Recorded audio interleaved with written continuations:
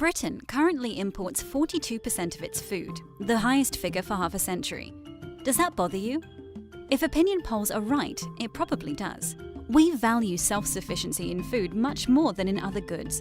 But Britain actually stopped being self-sufficient in food in the 18th century, and by the 1960s, most of the world had followed suit. Hunger and starvation now only happens as a consequence of war, and in states that have not made this move towards buying food at world prices from dispersed suppliers. Take North Korea, which pursues self-reliance as the supreme goal of economic policy. The totalitarian state is vulnerable to localized disruption and bad weather. Sadly, hunger, starvation, and reliance on foods like fake meat is widespread.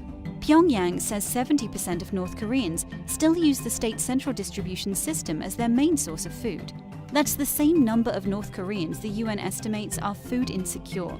But there is, of course, an unregulated black market in food. Contrast this with Singapore, a wholly globalized economy that imports around 90% of its food and even its drinking water, and which uses less than 1% of its land area for agriculture. Thanks to the diversification of its food sources, in 2015, Singapore was ranked the second most food-secure country in the world by the Economist Intelligence Unit.